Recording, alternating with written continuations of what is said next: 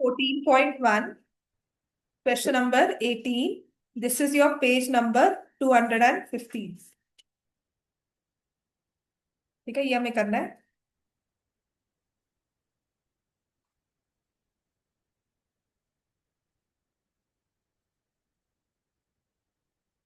हमारे स्कूल्स कब से शुरू है? 7 से, मतलब मंडे से। तो नेक्स्ट वीक मंडे को ना एपी का टेस्ट लेना है मुझे। कल क्लास नहीं ले रही हूँ आपकी। कल फिलहाल अभी छुट्टी है, नेक्स्ट वीक में होगी। कल एक दूसरे बच्चे ने आना है, तो उसकी क्लासेस लगातार चलेंगी। उसमें he has exam on Sunday, Monday. हाँ, ठीक है। कल नहीं है, इसके नेक्स्ट वीक में आपकी संडे क्लासेस हो सकती हैं बेस्ड ऑन योर सिलेबस। पर नेक्स्ट वीक में एपी के टेस्ट के लिए तो मे बी ट्यूसडे या वेंसडे को मैं एपी का टेस्ट लूंगी, और फिर फ्राइडे या सैटरडे को फिर से एपी का टेस्ट होगा। ठीक है, 2 पार्ट्स में एपी कंप्लीट करते हैं, फिर कोऑर्डिनेट हो जाएगा। प्रोबेबिलिटी समथिंग, ना भी टेस्ट लो, इन बिटवीन उसको एक दो क्वेश्चंस में मिक्स कर सकते हो। ठीक है, जब भी टेस्ट लिया जाए। और उसके बाद फिर नेक्स्ट वीक में ट्रायंगल स्टार्ट हो जाएगा। नेक्स्ट वीक में मैं सच में कहूंगी, प्लीज छुट्टी मत मांगना। ट्रायंगल्स बहुत मुश्किल होता है, एक क्लास मिस करो। मैं रोज थ्योरम लिखवाऊंगी। मेरा टारगेट होता है कि क्लास में एक हफ्ते में आपको थ्योरम पूरी बाय बाय वर्ड्स याद हो जाए। ठीक है, लास्ट ईयर हम नहीं कर पाए थे बिकॉज लास्ट ईयर सब बहुत ऑफ एंड ऑन आ रहे थे, तो एक बार करवाती थी, दूसरी बार दूसरा कहता था नहीं किया हुआ। बट आई रियली वांटेड, उससे पहले वाली क्लास में ना, seriously I also had this, I used to take pride कि जब मैंने उनको थ्योरम बोला बीपीटी और टेस्ट लेती थी, कहती मैम इतनी बार लिख चुके ना, अब लिखने का मन नहीं कर रहा है। आपकी पूरी एक ही थ्योरम है, अगर पेपर में आएगी और किस वेरिएशन के साथ आ सकती है वो भी मैं आपको करवा दूंगी। ठीक है, चलो क्वेश्चन नंबर 18 स्टार्ट करते हैं। नेक्स्ट वीक ऑनवर्ड्स ना, मेक श्योर नो हॉलीडे, छुट्टी बिल्कुल नहीं मारनी। क्वेश्चन नंबर 18 है, a box contains 90 discs which are numbered from 1 to 90। And second thing, कल वाला जो क्वेश्चन था उसको जो मर्जी पूछ लेना, अपने टीचर से भी पूछ लेना वो क्या आंसर मार्क कर रहे हैं, पर सीबीएसई ने ए मार्क किया हुआ है उसका, तो उसमें अब एम्बिगुअस ही रहेगा उसमें। मैं भी आपको एक्सप्लेन नहीं कर पाऊंगी कि क्यों ए होगा, वो मैं सिर्फ ए को जस्टिफाई कर रही हूँ। उसका बी भी आंसर ठीक है, बोथ आर करेक्ट। उसका डी भी ठीक है, दर्शन रॉन्ग भी हो सकती है। ठीक है, a box contains 90 discs which are numbered from 1 to 90। If one disc is drawn at random from the box, find the probability that it bears a 2 digit number। तो 1 से लेकर 90 तक ना आपने चिप्स बनाई हुई है। वही होता है, डिस्क हो गया या चिप्स, चिप्स हो गई या फिर स्लिप्स हो गई, आपने ऐसे लिखा हुआ है। And you can not see the number on the chip. आप उसको फोल्ड करके रख रहे हो। आपने उसको रैंडमली पिक किया, जैसे बॉल्स होती हैं, तो हम बोला कि हाउजी की बॉल्स होती है ना, हाउजी की स्लिप्स होती है, वो चीज हो गई। ठीक है, तो अब आपने उसने लिखा है it bears a 2 digit number. तो पहले 1 से लेकर 90 तक how many numbers are there? Total numbers कितने होंगे? 90। ठीक है, और 2 digit वाले नंबर्स कहाँ से स्टार्ट होते हैं? 10 से स्टार्ट होते हैं till 90। So how many numbers are there? 81। क्या लिखोगे? 90 -10 + 1, total 81 numbers. So probability of it being a, अब यहां पर अपनी एपी वाले स्किल्स को लेकर आओ ना, अरिथमेटिक प्रोग्रेशन। ठीक है ना? 90 is the last term, 10 is the first term, n-1, common difference is 1। हमारी एपी वाली स्किल्स आ जाएंगी। फिर मैंने आपको कहा था कि अगर आपको total number of numbers from two to count करना होता है, तो दोनों का डिफरेंस +1 करना है। ठीक है, तो थोड़ा सा इस चीज का ब्रश अप करना। सो there are 81, probability of it being a 2 digit number will be 81/90, which is 9/10। ये पेपर में क्वेश्चंस आए हुए हैं ऐसे, और बहुत अच्छी किस्मत हो तो सेम टू सेम क्वेश्चन आ जाता है। ठीक है, सेकंड दिया हुआ है, अ परफेक्ट स्क्वायर। अच्छा, टोटल नंबर तो हमारे पास कितने हैं? 90। परफेक्ट स्क्वायर बताओ। 1 से स्टार्ट हो, क्या 1 परफेक्ट स्क्वायर है? हाँ बिल्कुल है। उसके बाद 4, उसके बाद 9। तो लिखोगे यहाँ पे, मैं क्यों लिखती हूँ ना, आप ये लिखा करो, बिकॉज देन ना it counts as a step, कि आपने देखा नहीं है किसी से, आपने लिखा है, तो अपने आंसर के साथ ही ना जब आप काउंटिंग कर रहे हो मेंटली, ये लिख दो। 1, 4, 9, 16, 25, 36, 49, 64। तो हमारे लिए ना ये वैलिडेशन होती है कि आपने लिखा हुआ है आंसर, मतलब you you made it as a counting part, अपने वो स्टेप में लिखा हुआ है। आधा नंबर कट करने के चांसेस खत्म हो जाते हैं, ठीक है। तो 1 2 3 4 5 6 7 8 9। सो 9 परफेक्ट स्क्वायर्स आउट ऑफ 90, 1/10। ठीक है।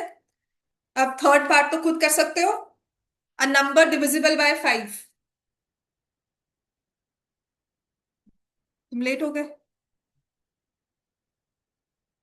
नेक्स्ट वीक में आपका एक तो एपी का टेस्ट होगा, ट्यूसडे या वेंसडे, उसके बाद सैटरडे को या फ्राइडे को, एज द केस में बी। पर नेक्स्ट वीक में ट्रायंगल्स स्टार्ट हो जाएंगे, तो बिल्कुल भी क्लासेस मिस नहीं करनी। ट्रायंगल्स एक ऐसा टॉपिक है, देखो दो गिनकर दो तुम्हारे ज्योमेट्री के चैप्टर्स हैं, एक ट्रायंगल्स और एक सर्कल्स। ट्रायंगल्स में से भी डिफिकल्ट क्वेश्चंस को तभी समझ में आएंगे जब हम पूरी क्लासेस लगाएंगे। मतलब अगस्त तक तो टारगेट रखोगे तुम्हारी एनसीईआरटी रट जाए तुम्हें, और वो मुश्किल नहीं है। उसके बाद एक्स्ट्रा क्वेश्चन सब समझ में आने शुरू हो जाते हैं। एग्जाम्पलर करनी है, उसमें 2 3 एक्स्ट्रा क्वेश्चंस करने हैं, और पिछली बार के पेपर्स को फिर हमने देखना है। ठीक है। इतना क्लियर हो गया। अब आते हैं next, probability number divisible by 5। तो 5 के कितने मल्टीपल्स हैं फ्रॉम 1 to 90? 18। तो आप लिख देना यहाँ पर multiples of 5 are 5 10 15 so on till 90। ठीक है। सो नंबर डिविजिबल बाय 5, 1/5 हो गया। अच्छा, ऐसे 19th क्वेश्चन स्टार्ट करो। बुक में से 19 20 भी देखो कर सकते हो उसको, सॉरी मार्क किया हुआ है। पर ये ऐसा क्वेश्चन पेपर में आया हुआ है आपके एग्जाम रिवीजन टेस्ट में ना, जो हमारा सैंपल पेपर आता है उसमें ये क्वेश्चंस आए हुए हैं। स्टार्ट करो। 19th 20 21st। 21st भी पेपर में आया हुआ है। 23 का पेपर में।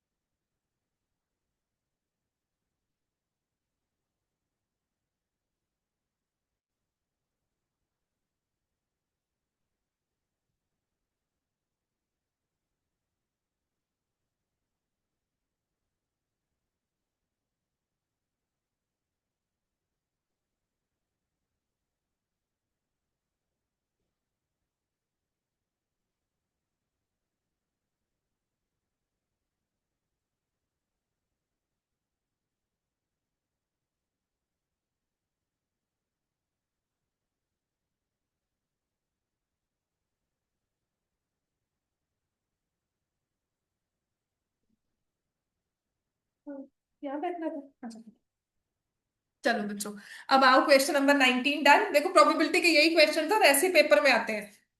तो probability is the easiest one two score. ऐसा नहीं है कि बहुत मुश्किल है। अच्छा, ऐसा भी नहीं होगा कि बहुत इजी क्वेश्चंस आएंगे कि गलती नहीं होती है इनमें। ठीक है। सो अपनी वाली प्रोबेबिलिटी ना, अगर आप नाइन्थ 10th तक की मैथ्स रख रहे हो तो प्रोबेबिलिटी यही है। हाँ, 11th में आके थोड़ी सी अगर मैथ्स रखोगे तो it will be a little difficult and tricky also. A child has a die whose six faces show the letters as given below. The die is thrown once. Probability of getting an A. क्या होगा answer इसका? 2/6, 1/3। ठीक है। Probability of getting a D, 1/6। ठीक है। Question number 20 कर लो, क्योंकि sample paper में क्वेश्चन दिया हुआ है ये। करवाया मैंने ऐसा आपको 20th क्वेश्चन में लिखा है, suppose you drop a die at random on the rectangular region and considering कि वो रेक्टेंगुलर रीजन में ही आए, उसके बाहर नहीं आ रहा। ठीक है, आपका बोर्ड बना हुआ है, आपका टेबल है, उसी पर आए, उसके बाहर नहीं गिर रहा है आपका die. So what is the probability that it will land inside the circle with diameter 1 metre? Diameter 1 है तो रेडियस क्या हो जाएगा? 1/2 मीटर्स।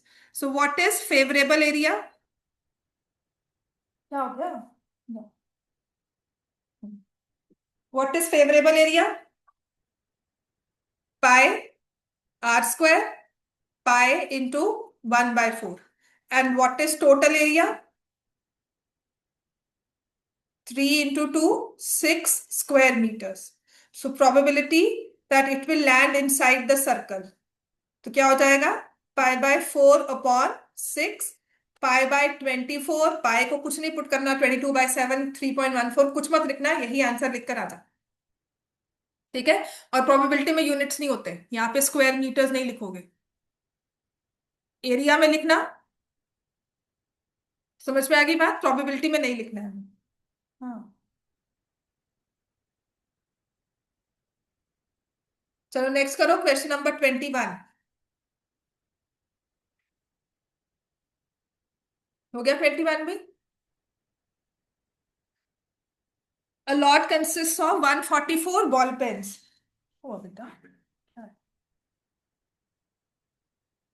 जवाब है। A lot consists of 144 ball pens,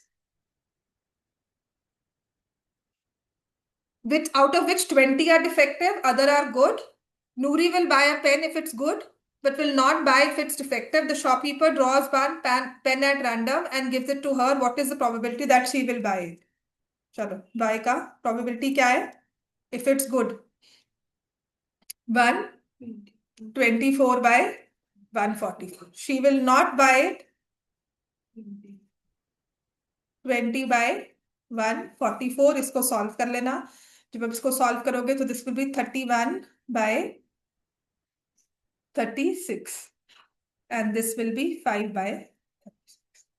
ठीक है। अब आ जाओ क्वेश्चन नंबर 22। इसमें मैंने आपको बार बार बोलती थी ना, एलिमेंट्री इवेंट्स और इक्वली लाइकली इवेंट्स, है ना? तो वो चीज यहाँ पर आएगी। देखो उसने, किसी ने भी एज अ स्टूडेंट, उसने कहा कि दो डाइस को थ्रो करते हो, आप सम की प्रोबेबिलिटी निकाल रहे हो, है ना? क्वेश्चन नंबर 22 इंपॉर्टेंट भी मार्क कर लेना कि कल अगर पेपर में आए ना, इसको एक्सप्रेस करना सबसे मुश्किल होगा। इसकी रीजनिंग क्या दोगे? पहले तो खुद को कन्विंस करना, फिर वहां पे वही कन्विंसिंग चीज लिखना। ठीक है। तो उसने कहा है कि सम ऑन टू डाइस है, आप टू डाइस को थ्रो कर रहे हो, तो sum of the numbers on the dice, sum of numbers on dice could be 2, could be 3, could be 4, 5, 6, 7, 8, 9, 10, 11, 12। अच्छा, 2 कितनी बार आ सकता है? उसने 2 की प्रोबेबिलिटी लिखी है यहाँ पर 1/36। ठीक है ना? बात समझ में आएगी कि 2 एक ही वे में आएगा आउट ऑफ 36 केसेस। तो ये चार्ट बनाया हुआ है। But one of the students reasons कि सम के तो 11 आउटकम्स है, 2 से लेकर 12 तक कुछ भी आ सकता है। तो probability of getting a sum of 2 is not 1/11। Why it's not 1/11? Why is written 1/36? मैं तो सम निकाल रही हूँ ना। तो जितने चांसेस सम 2 आने के हैं, मतलब सम 2 भी आ सकता है, डाइस को थ्रो किया सम 3 भी आ सकता है। तो मेरे पास सम के 11 पॉसिबल केसेस है। 2 से लेके 12 तक कोई भी एक सम आ सकता है। सो आई विल से कि सम 5 आए, इट शुड बी 1/11। जैसे एक डाइस को थ्रो कर रहे हो, नंबर 6 आए, 1/6। ठीक है, नंबर 5 आए, 1/6। तो सम 2 आए, 1/11। सम 3 आए, 1/11। वाई यू रिटन 1/36 है? Because sum 2 can come in exactly one way, but for sum 3 it can come in two ways. क्या होगा? 1 2 भी आ सकता है and 2 1, so that's why it is 2/36। because हमने by टाइम एंड अगेन था। इसको बंद कर दो, मैं नहीं बोल पाऊंगी वरना। एसी बंद कर दो। तो टाइम एंड अगेन हमने कहा है कि हमारी sample space consist of elementary events. ठीक है, कि जो भी हम केस की बात कर रहे हैं वो सिर्फ इकलौता है, उसके साथ वाला कोई नहीं है। तो अगर मैं सम 3 की बात कर रही हूं, it is not occurring in one way, it is occurring in two possible ways. So that's why we are not considering sample space with sum, we are considering sample space as numbers on the dice. Clear हो गया? तो जो उसने लिखना है ना reason, उसमें लिख देना, लिख दो, this argument is not justified because in case of sum of numbers on the dice, in case of sum of numbers on the dice, क्या लिखेंगे? these are not elementary events। ठीक है, we cannot take sum because these are not elementary events। ये elementary नहीं है, इनके साथ एक एक केस नहीं है। अगर 2 भी एक तरह से आ सकता, 3 भी एक तरह से आ सकता, 4 भी एक तरह से आ सकता, तो वो एलिमेंट्री थे, तब हम 1/11 लेते। लेकिन जो 3 है वो 2 तरह आ सकता है, 4 जो है वो 3 तरह से आकर कर सकता है। It could be 2 and 2, it could be 1 and 3, it could be 3 and 1। कुछ नहीं समझ में आएगा ना, तो आपको पूरा चार्ट बना के आ जाना, 1 1 1 2 1 3 1 4। ठीक है, कि sample space consist of these events and here we'll consider the sum, so sum 3 can come in two ways, hence the argument is flawed। Clear होगी बात है? चलो, क्वेश्चन नंबर 23 नाउ।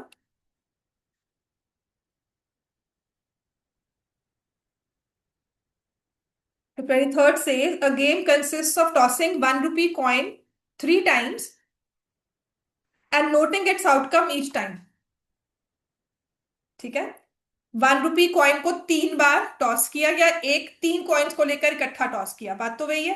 ठीक है, and noting its outcome each time, Hanif wins if all the tosses give the same result. तो same result में क्या आना चाहिए? पहली बार टॉस किया, क्या आएगा? मान लो क्या आया? हेड। तो दूसरी बार भी क्या आना चाहिए? हेड। उसको जीतना है तो दूसरी बार क्या आएगा? हेड आए। दूसरी बार हेड आ गया तो तीसरी बार भी क्या बोलेगा? जैसे डाइस को थ्रो करते हो और 6 आता है, then you again throw, it's a 6, and then you say again throw, again a 6, है ना? तो वो चीज है। So all the coins show the same result. 3 heads और 3 टेल्स मेंशन किया हुआ है उसने। So loses otherwise. Calculate the probability that Hanif will lose the game। ठीक है, so for wins the cases are head head head, tail tail tail। For losing, to lose the game,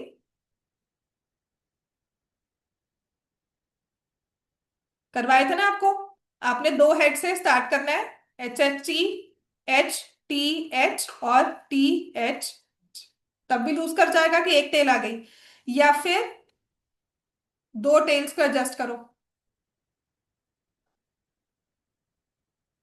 कभी भी miss नहीं हो।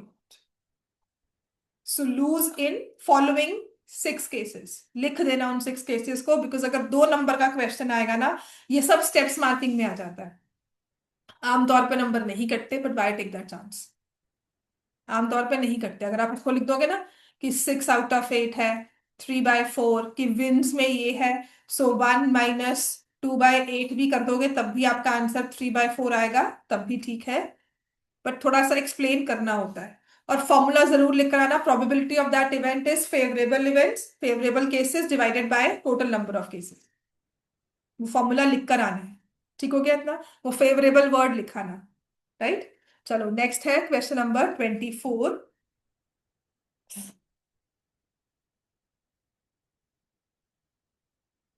अब चला दें इसे थोड़ी देर, बहुत ठंड हो गई थी। A die is thrown twice. What is the probability that five will not come up either time? एक डाइस को दो बार थ्रो किया है, दो को इकट्ठा थ्रो किया एक बार, one the same thing. So probability that five will not come either time. तुमने क्या करना है इसमें? फाइव, वन हो सकता है, चुपचाप से बैठकर सारे केसेस लिख लो, या तो काउंट कर लो कि फाइव वाले केसेस हमें छोड़ने हैं। ठीक है, दो तीन तरह से क्वेश्चन सॉल्व होगा। मैंने सारा ये सैंपल स्पेस लिख लिया, which is I have seen many children do it, many students do it. पहले मैं कहती थी क्यों लिख रहे हो, पर उस लिखे को ना कभी कभी स्टेप्स मार्किंग में काउंट कर लेते हैं, and if a students understand that way ना, तो उसमें कोई गलत नहीं है, क्योंकि इसको लिखने के लिए बहुत टाइम भी नहीं लगता, जब तक सोचोगे तब तक लिख लोगे। ठीक है। अब five should not come either time, so that means I am, ये वाले केसेस को, ये वाली पूरी लाइन को मैं हटा रही हूं कि नहीं आना चाहिए, और इस पूरी लाइन को। टोटल 36 केसेस में से 1 2 3 4 5 6 7 8 9 10 11, 11 सब्ट्रैक्ट कर रही हूं तो कितने बचे? 25 आउट ऑफ।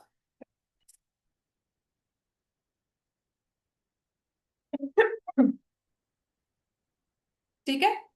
और सेकंड पार्ट है probability that five comes up at least once, कम से कम एक बार आए। तो या तो इसको करते हैं, या तो फाइव एक बार आए, ठीक है, five comes once, five comes twice, at least का मतलब होता है कम से कम। तो वंस लिखा है exactly one time, exactly two times, तो इसमें होता है probability of exactly one, probability exactly two, इसके अलावा तो कुछ हो ही नहीं सकता। ठीक है, तो वही 11/36, इसमें तो 10 है केसेस और इसमें वन। क्लियर हो गया? या फिर लिखोगे one minus probability that five does not come at all, because they are complementary, या फाइव आएगा या फाइव नहीं आएगा। अब फाइव या तो एक बार आए, या दो बार आए, या बिल्कुल भी ना आए। तो आपने बिल्कुल भी ना आए की प्रोबेबिलिटी निकाल ली, फिर मुझे कम से कम एक बार चाहिए, तो वन माइनस प्रोबेबिलिटी दैट वो बिल्कुल भी नहीं आ रहा। These two are complementary events. ठीक है, बस थोड़ा सा इसको एक्सप्लेन कर देना, फॉर्मूला लिख देना। जब आप इसको 11 भी बोल रहे हो ना, so five comes coming at least once can happen in these cases, आप उनको आउटलाइन कर देना कि 1/25, मैं वो चाहती हूँ बस उतना लिख दो। आप इसको एग्जैक्टली वन एग्जैक्टली टू सिर्फ समझाने वाली बात है। ठीक है, व्हाट आई वांट इज कि थोड़ा बहुत लिखाना कि the favourable cases are, number है, उसके बाद डिवाइड करके प्रोबेबिलिटी निकालकर आपने फ्रैक्शन बनाकर आंसर देकर आना है। ठीक है, उसके बाद आ जाओ question number 25। Which of the following arguments are correct and which are not correct? Give reasons for your answers. If two coins are tossed simultaneously, there are three possible outcomes: two heads, two tails, one of each. Therefore, for each of these outcomes, the probability is 1/3. Is it right? तो दो coins को, दो head coins को toss कर रहे हो, अभी मैंने बता समझाया भी है इसका मतलब, और अभी रीजनिंग दी भी है, तो इसमें क्या होगी? दो कॉइन्स को हमने टॉस किया, तो कहते हैं तीन ही तो आउटकम्स बनते हैं, या तो हेड्स आएगा या टेल्स आएगा, या एक हेड एक टेल। तो तीन केसेस में it should be 1/3 for each of them. So why is this wrong? Because that exactly one head या exactly one tail can occur in two different ways. ठीक है, तो आपने कुछ नहीं करना होता इसमें, सिर्फ लिखना है द पॉसिबल आउटकम्स आर ये, बस। अपने आप समझो कि बस ये आउटकम्स है, तुम कुछ भी बोलते रहो, तुम यही लिख कर आओगे बस। मैं सच में कह रही हूँ, अगर आपको कुछ ऐसा रीजनिंग वाला क्वेश्चन आता है ना, कितना भी वियर्ड पेपर हो जाए तुम्हारा, और कुछ ऐसा तुम्हें दिख जाए, तुम्हें जो उसके बारे में पता है ना, तुम लिख दो। मैथ्स की सबसे बड़ी खासियत ही यही है। ठीक है, रीजनिंग वाले क्वेश्चंस में दैट यू इवन राइट, जैसे सैंपल स्पेस से लिख कर आ जाओ ना, डाइस वाले क्वेश्चन में जैसे 20 सेकंड में ना, अगर आप पूरी सैंपल स्पेस बनाकर आ जाओगे ना, आपको पूरे मार्क्स मिल जाएंगे। बात समझ में आई? तो आपने सिर्फ ये लिखना है कि ये चार केसेस बनते हैं, hence this argument is flawed. अब अपने आप समझो कि नहीं जी, 1/3 क्यों नहीं है, 1/4 क्यों है।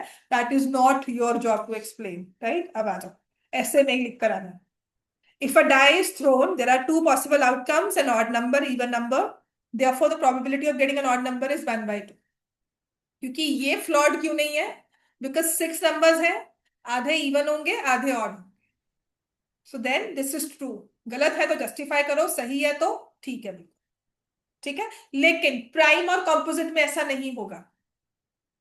अगर ये प्राइम्स और कॉम्पोजिट्स के बारे में बात करते हैं तो नहीं है, because we have a number which is neither prime nor composite, and then number of primes are not equal to number of composites. बात समझ में आई? ठीक है। अब ये क्वेश्चन करना है जो तुम्हारी लास्ट ईयर की ऑप्शनल एक्सरसाइज में था, और वो ना काफी बार क्वेश्चन आ भी जाता है पेपर में, तुम्हारे एक्स्ट्रा वाले सैम्पल पेपर्स में आता है। उसमें बहुत अच्छा सा एक वो है पॉइंट। कल मैं बार बार कंजेक्टिव कंजेक्टिव बोल रही थी ना, इसमें लिखा हुआ है, two customers Shyam and Ekta are visiting a particular shop in the same week, Tuesday to Saturday. ठीक है, दिस इज ऑप्शनल एक्सरसाइज का एनसीईआरटी का क्वेश्चन। लिख ही लेते हैं इसको। Two customers Shyam and Ekta are visiting a particular shop in the same week, और वीक को रखा हुआ है Tuesday to Saturday.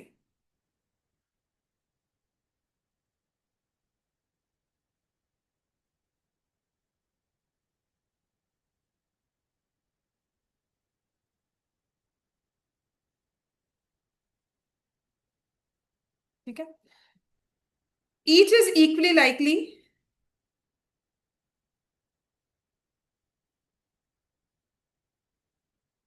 each is equally likely to visit the shop on any day as on another day.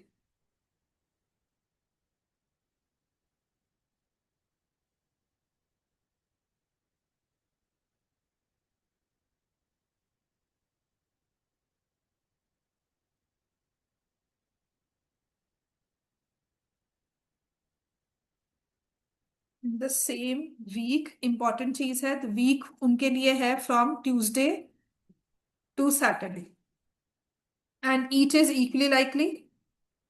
ठीक है, मतलब कोई भी दिन प्रेफर नहीं है कि नहीं, I don't go out on Saturdays, ऐसा कुछ नहीं है। ईच इज इक्वली लाइकली, कि शाम के लिए भी कोई प्रेफरेबल डे नहीं है, और एकता के लिए भी नहीं। Equally likely to visit the shop on any day as another day, what is the probability. अब हमारा क्वेश्चन शुरू होता है। ये लिखना जरूरी होता है इसलिए क्योंकि अ, ये ना हो ना कि केसेस बन जाए कि what if this happens, what if this happens. What is the probability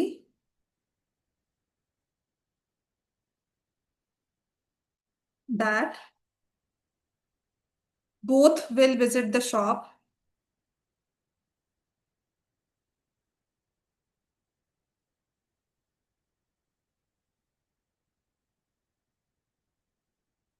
yeah, so both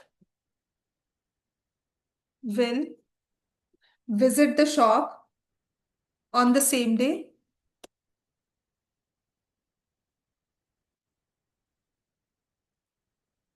same day। First part है। सेकंड पार्ट है कंसेक्टिव डेज।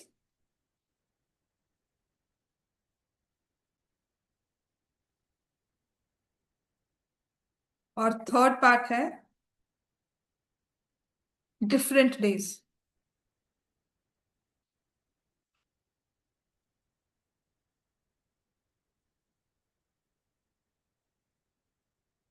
चलो,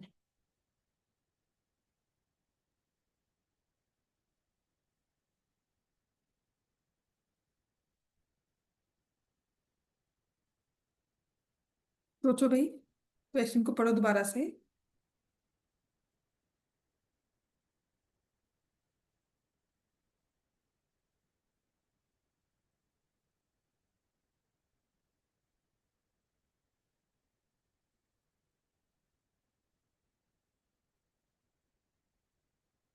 Tuesday to Saturday 5 days a week वो जा रहे हैं, 5 डेज जा रहे हैं, मतलब they are visiting the market.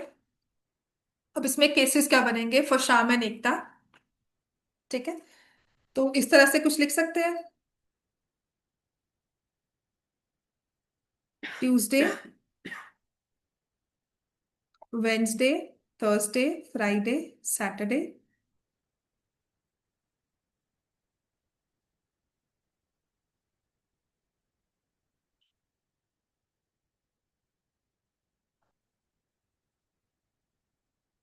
Now एक शाम plans to go on Tuesday.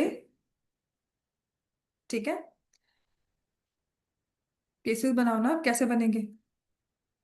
So Ekta can plan for Tuesday, Ekta can plan for Wednesday, for Thursday, Friday, Saturday. was waiting for you to answer, जैसे हमने उसमें किया था डाइस में, वैसा ही होगा ना?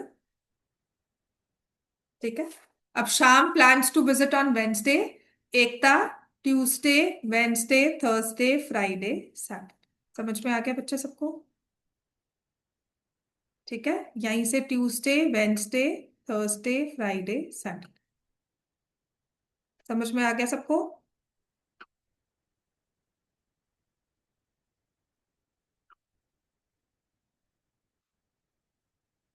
ठीक है, ट्यूसडे, वेंसडे, थर्सडे, फ्राइडे। एक बार कर लेते हैं ना तो क्वेश्चन सॉल्व हो जाता है, पर पहली बार एक बार समझाना होता ही है। Gives waiting for you to answer कि मैम इसको ऐसे लिख दो। ठीक है, तो एक बंदे ने ट्यूसडे फिक्स किया, दूसरे ने चेंज कर दिया। एक का वेंसडे फिक्स कर दो, दूसरा चेंज कर दो। थर्सडे फिक्स कर दो, फिर चेंज कर दो, फ्राइडे एक का फिक्स करके। ठीक है ना, एक ने फिक्स कर लिया ट्यूसडे, तो दूसरी वाली कहती नहीं, I go on Tuesday, I go on Wednesday, I go on Thursday, I go on Friday, I go on Saturday. समझ में आ गया? इस तरह से आपका सैंपल स्पेस बनता है। So total number of outcomes कितने हैं इसमें? कितने हैं? 25। अब आ जाओ, both will visit the shop on the same day. तो सेम डे वाले कौन से हैं अपने पास? 5। आपने अगर ये बना दिया ना और सेम डे लिख रहे हो, तो आपने 5/25 लिख दिया। This is enough reasoning for your answer, but how you answering the question. ठीक हो गया? तो 5/52 लिख दिया, 25, 1/5। Answer is 1/5 on the same day, 1/5। अच्छा, अगर वन सेम डे 1/5 है, डिफरेंट डेज बता सकते हो? They both visit the shop on different days. 20/25। ठीक है ना? और ऐसे ही 1 - 1/5, बिकॉज कॉम्प्लीमेंट्री होगा, या तो सेम है, नहीं सेम है तो डिफरेंट है। ठीक होगी? तो आंसर क्या हो जाएगा? 4/5, या आप केसेस काउंट करोगे तो 20/25। अब आते हैं कंसेक्टिव डेज में।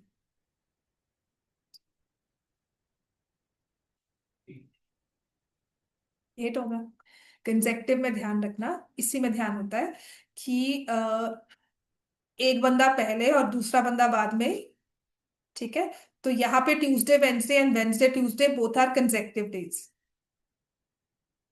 समझ में आई? बस इसमें यही गड़बड़ है। ठीक है ना, I am not saying that शाम शुड गो फर्स्ट, शाम should be the one and Ekta should follow that day, कि वो बाद में जाए। पोजीशन नहीं फिक्स की हुई है। तो Tuesday Wednesday and Wednesday Tuesday are the two consecutive days. मैं यहाँ पर डेज ऑफ द वीक नहीं लिख रही हूँ कि ट्यूसडे के बाद वेंसडे आएगा। मैं ये लिख रही हूँ कि शाम तो वेंसडे गया लेकिन एकता ट्यूसडे गई, तो दीज आर कंसेक्टिव, तो देयर विल बी 8/25 केसेस। ठीक है, तो हमारे पास वेंसडे थर्सडे आ गया, थर्सडे वेंसडे आ गया, then we have Thursday Friday, Friday Thursday, then Saturday, Sunday, Friday, Saturday, Saturday, Friday. So there are 8 cases. So consecutive days ही एक मुश्किल होते हैं, बाकी सब फिर भी थोड़ा बहुत निकाल लेते हो। 8/25। क्लियर हो गया इतना सबको? चलो नेक्स्ट लिखो।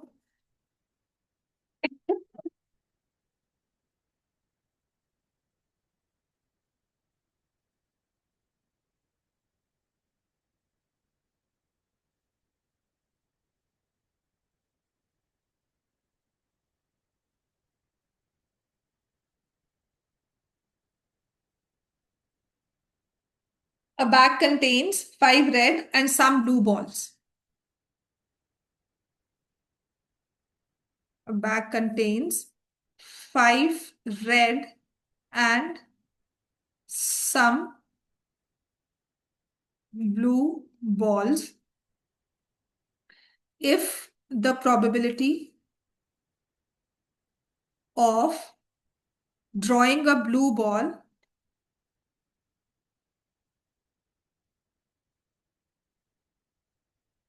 is double that of a red ball,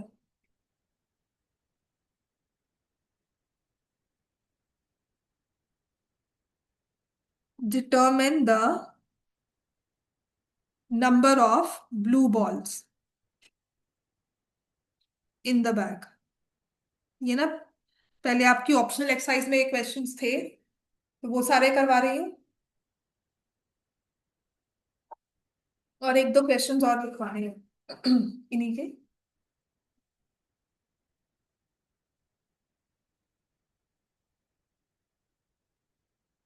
अच्छा अच्छा, क्वेश्चन करवाया था जिसमें लिखा था अनबायस्ड कॉइन इज थ्रोन, ठीक है। हम अनबायस्ड करते हैं, तो कभी आपको ऐसा कुछ आ गया ना कि एक कॉइन है वो बायस्ड है, उसको थ्रो किया है, तो उसकी प्रोबेबिलिटी आपको दी होगी। उसमें लिखा हुआ था a biased coin is thrown with probability of getting a head as 1/3, with head showing up is 1/3। तो वो बायस्ड है कि हेड आने के चांसेस कम है, टेल आने के चांसेस ज्यादा है। वो कैसे बायस किया हुआ वो हमें नहीं पता, पर अगर बायस्ड लिख दिया ना तो साथ में आपको प्रोबेबिलिटी बताई होगी। समझ में आ गई बात है? चलो। A bag contains 5 red and some blue balls. Let me say X blue balls. Probability of drawing a blue ball. क्या लिखोगे? X अपॉन, ब्लू बॉल निकालनी है, X अपॉन टोटल बॉल्स कितनी है? 5 + X।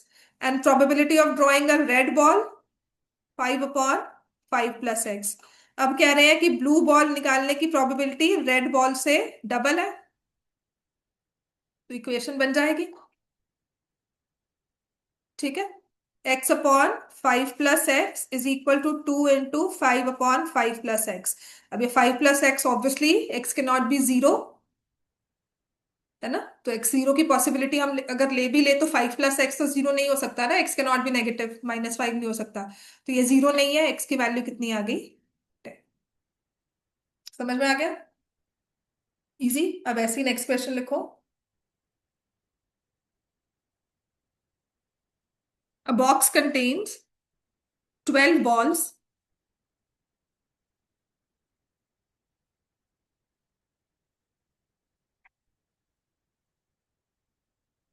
12 balls, out of which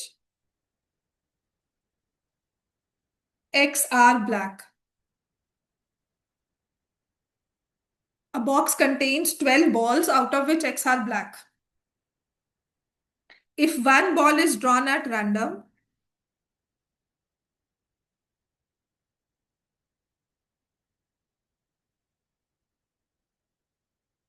from the box, one ball is drawn at random from the box, what is the probability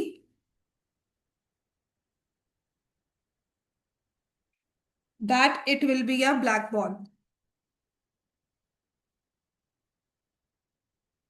क्या answer बताओगे?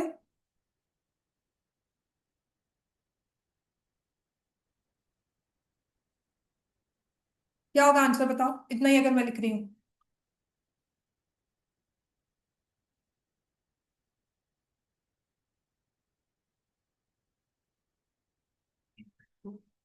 X/12, ठीक है ना, ये one part of the answer. अब next है, if 6 more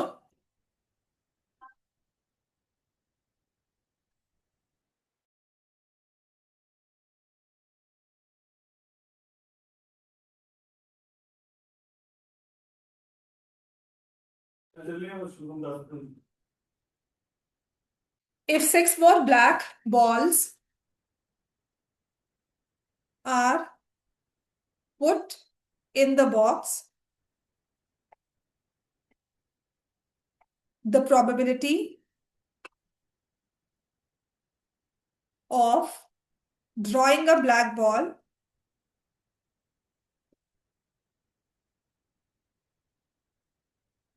is double of what it was before.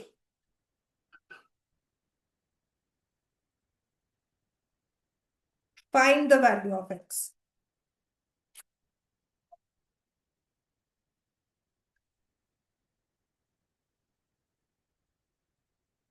चलो करो सॉल्व, बहुत मुश्किल नहीं है, इजीली होगा।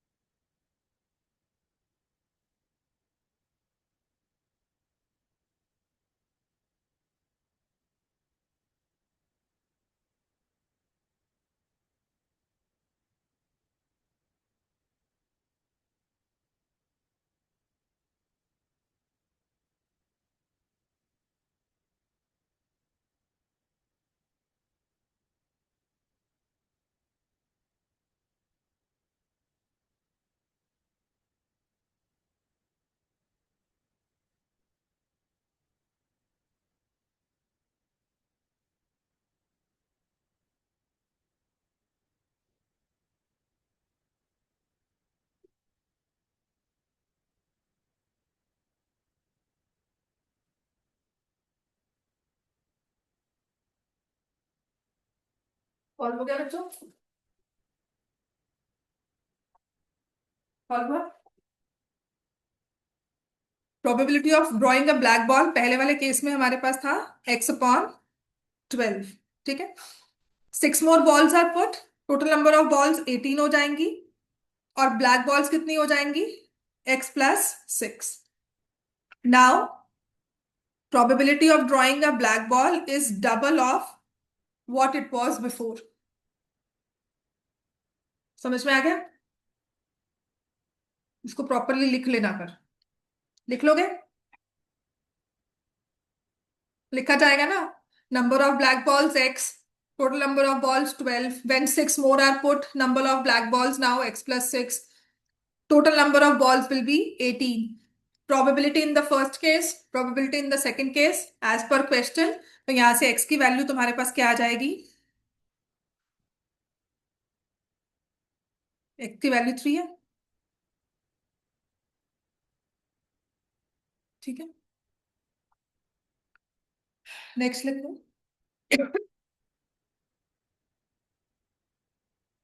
A jar contains 24 marbles। ये वाला सॉल्व हो गया, सबसे मृदुल हो गया बच्चे। नेक्स्ट लिखो, ये भी हमारे ऑप्शनल एक्सरसाइज का क्वेश्चन था। A jar contains 24 marbles, some are green, other are blue, some are green, other are blue। If one marble is drawn at random from the jar, one marble is drawn at random from the jar, probability that it's green is 2/3। Find the number of blue marbles in the jar।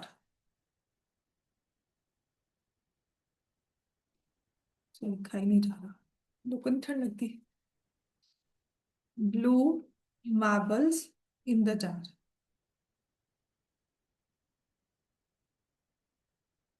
एक question और है जिसमें तीन missing figures या तीन marbles दिए होते हैं। ठीक है, वो भी इजी है, और वो पेपर में आए दो हमारे इसमें बोर्ड्स।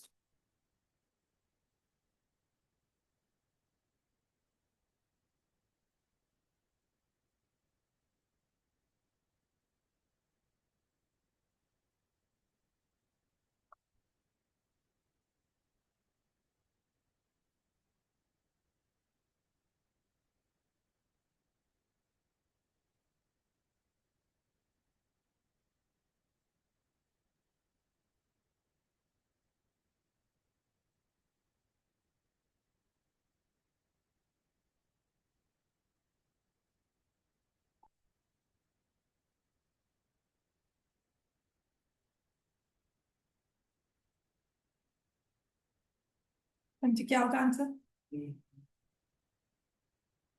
एक्स ग्रीन है, वाई ब्लू है, x plus y is 24। Green कितने हैं? X divide by 24 is 2/3। ठीक है,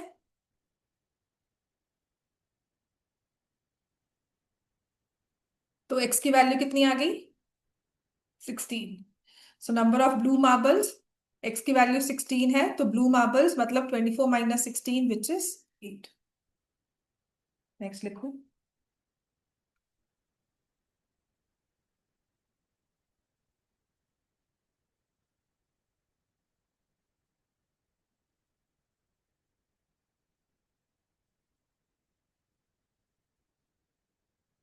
Probability of selecting a blue marble from a jar.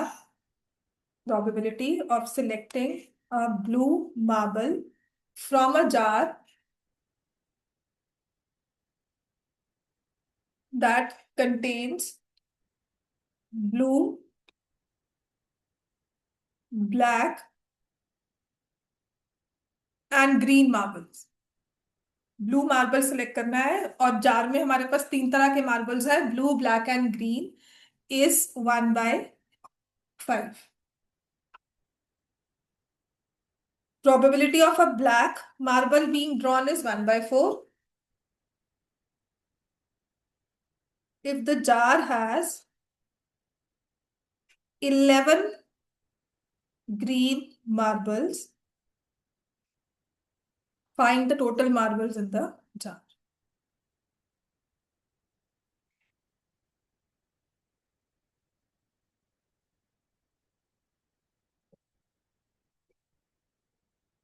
ये वाला जो क्वेश्चन है, ये प्री बोर्ड्स में आया हुआ क्वेश्चन है।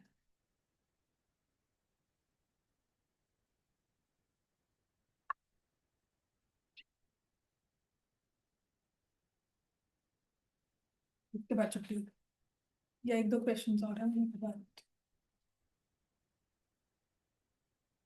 इसमें इक्वेशंस बनाकर होगा, नंबर ऑफ ब्लू मार्बल्स को एक्स ले लो, ब्लैक को वाई ले लो। X plus Y plus 11 is the total number of marbles. तो प्रॉपरली लिखना होगा, let the number of blue marbles equal to x, number of black marbles equal to y, and green marbles equals to 11। Total number कितना आ जाएगा? x plus Y plus 11। अब blue की probability निकालनी है, प्रोबेबिलिटी ऑफ ब्लू, तो वो होगी x upon x plus Y plus 11। मतलब ये ओरली होने वाला क्वेश्चन नहीं है, इसमें इक्वेशंस बनेंगी। प्रोबेबिलिटी ऑफ ब्लैक करोगे तो y upon x plus Y plus 11 equals to 1/4। X and y में दो इक्वेशंस बनेगी, तो सॉल्व करो। ठीक है, मुझे बताओ इसका आंसर।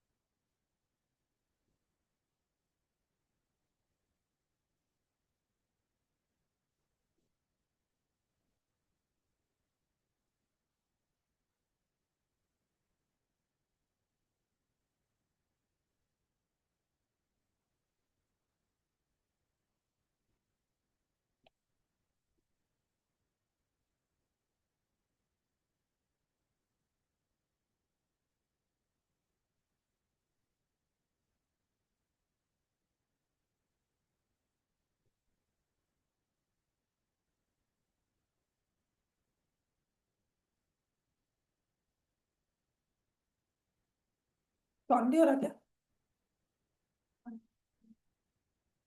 सिंपली लीनियर इक्वेशंस इन टू वेरिएबल्स क्यों नहीं सॉल्व हो रही? क्रॉस मल्टीप्लाई करो, एक्स और वाई में इक्वेशंस बनेंगी, क्या हो गया? चैप्टर 3। मैं तब से देख रही हूँ, मैंने कहा इतना तो लंबा टाइम फिर भी नहीं लगता है। And I thought may be question में कुछ गड़बड़ हो। ठीक है। हाँ, तो यहाँ से आ जाएगा 11y = 55, y = 5, which is number of black balls is 5। ठीक है। तो y is 515 - 11 = x, x is 4। समझ में आ गया सबको? हाँ, सिंपल इक्वेशंस के लिए जिससे सॉल्व हो रही थी। समझ में आ गया, ये प्री बोर्ड्स में आया हुआ क्वेश्चन है। It's a good one. Simple equations है प्रोबेबिलिटी ही, पर इक्वेशंस के साथ सॉल्व होता है।